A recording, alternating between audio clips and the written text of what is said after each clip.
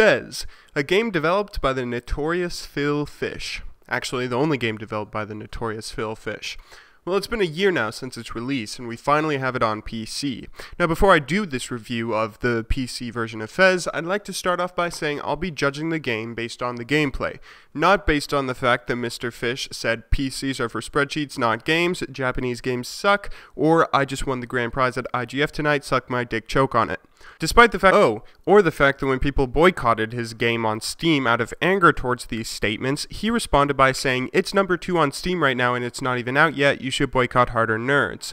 Despite the fact that Mr. Fish says controversial statements mostly for the sake of controversy, I hope, I'll be judging this game based off the game itself and nothing else. That being said, let's get into it.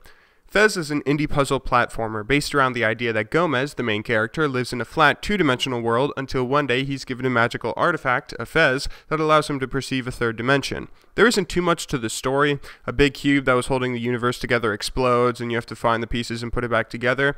Generally though, this is fine. Despite what you may think I think based off my first 2 videos, a game doesn't have to have one of those gripping narratives I talk about. The story can be as simple as save Bandage Girl or escape the rebellion fleet without taking anything away from the game. So even though the story is basic and most of the characters are flat, bland, and speak as though they've never taken an English class in their life in a way that some might find as cute but would be in no way acceptable in a professional setting, the game doesn't lose anything from it.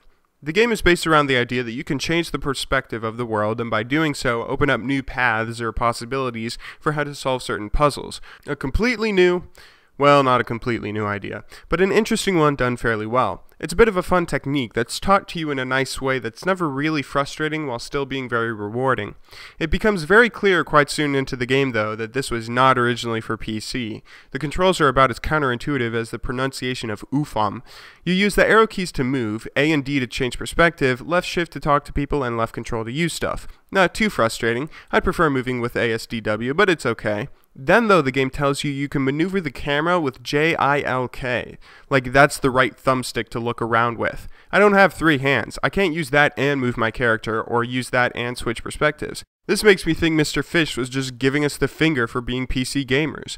Normally I wouldn't be too upset over something like this, but this is an indie puzzle platformer. I kept on thinking all throughout the game whether I'd actually have to worry about using that. If this was any other genre, I'd be like, it gives me further vision, I don't really need it, not too much to worry about. But this game is centered around puzzles. Will I have to see something that would otherwise be off screen? A code for ringing this bell, or a ledge I can try jumping to? All in all, the controls feel decent enough. I always seem to press the wrong button when it comes to talking and using stuff, but that's probably just me being a bit thick. The graphics of the game are very engaging and beautiful.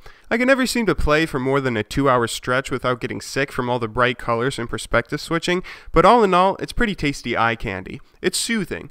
It's also awesome how detailed it is. Seeing a little turtle spinning around over here or an inchworm inching around over there.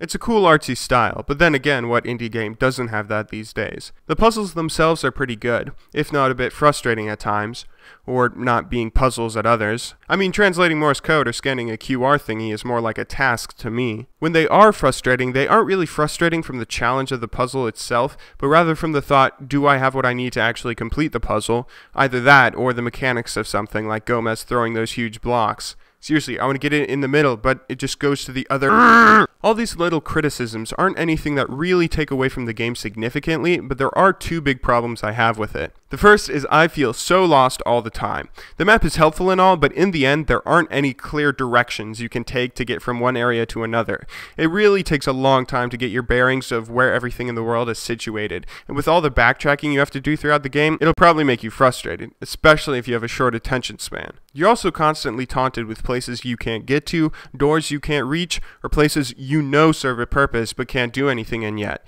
You're just wandering around exploring areas in a very aimless way.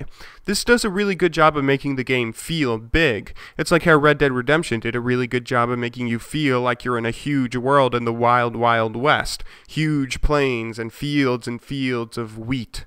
Lots of wheat. Fields of wheat. A tremendous amount of wheat.